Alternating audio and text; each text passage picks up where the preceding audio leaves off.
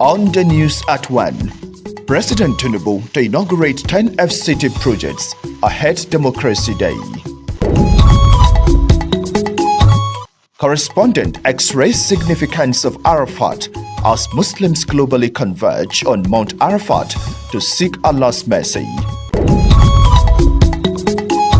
And federal government declares public holiday to mark Eid al-Adha.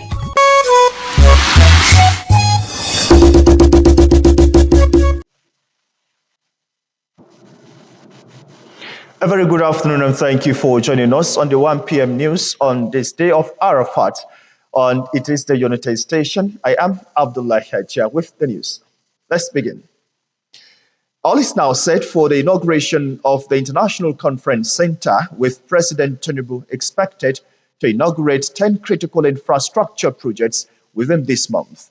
FCT Minister Nyesom Wike disclosed this when he inspected project sites in Abuja. Onoze Yakubu brings us details.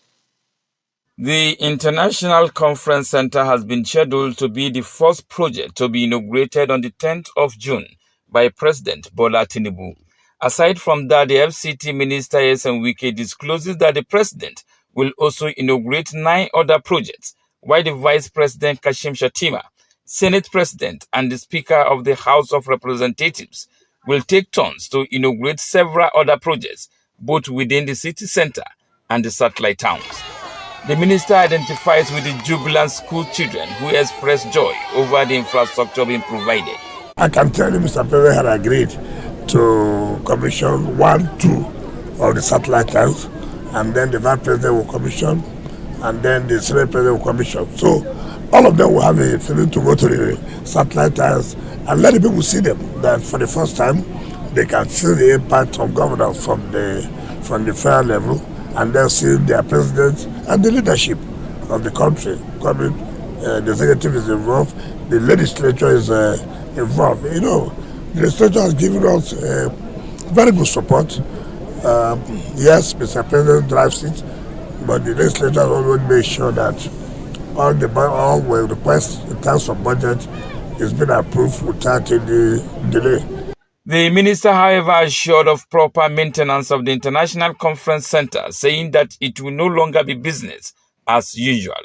He also commended the National Assembly for its support in driving the renewed hope agenda in the FCT.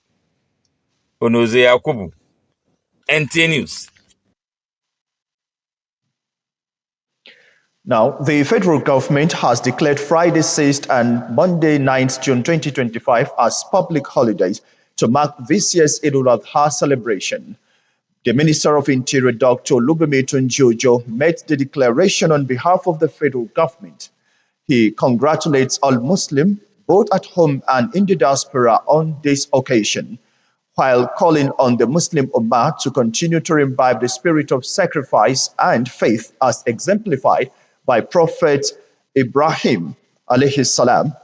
He also urged Muslims to use this period to pray for peaceful and prosperous Nigeria. He, however, assured Nigerians that the people-oriented reforms and initiatives carried out in furtherance of the renewed hope agenda of President Bola Ahmed Tinubu's administration is to restore Nigeria to the path of progress. He also called on all Nigerians to join hands with the present administration in its efforts to restore the glory of Nigeria as a great nation.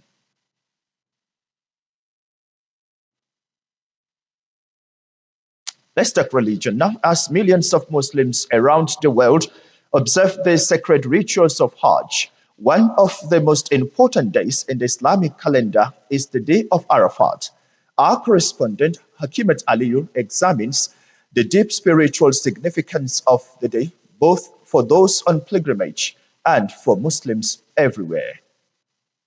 Arafat Day falls on the 9th of Zulhijjah in the last month of the Islamic lunar calendar. It is the climax of Hajj pilgrimage, when millions of pilgrims gather on the plain of Arafat, just outside Mecca in Saudi Arabia.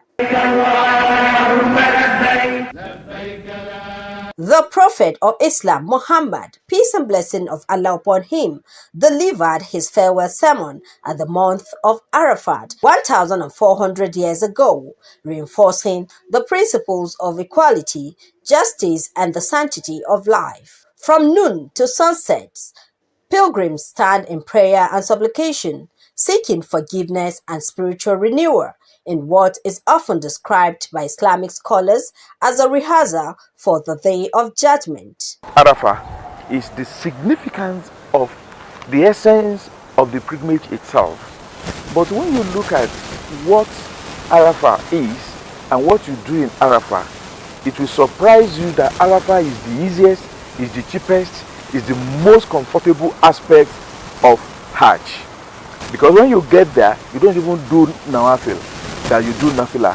You don't even do prayers differently. You combine Zuhr and Asr together, and it's not time for Maghrib.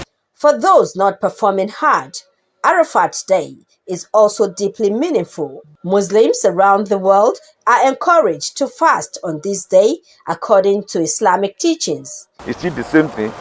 Fasting on that day, when you fast on the day of Arafat, the Prophet ﷺ said, it clears 2 years of sin.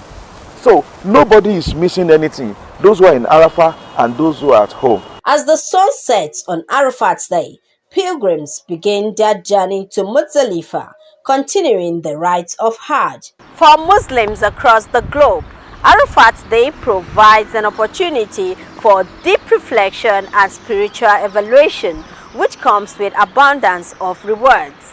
In Abuja, Hakimat Aliu, Nta News. Still talking pilgrimage now, the performance of Hajj as the last pillar of the Islamic faith remains a knowledge-based activity in which the management of Federation of Muslim Women Association of Nigeria Form 1 Basic School, Abuja, is prioritizing to teach the children and its students at tender age. Yours sincerely reports that this religious knowledge of pilgrimage has become an annual event in the school calendar known as Hajj Day. The report.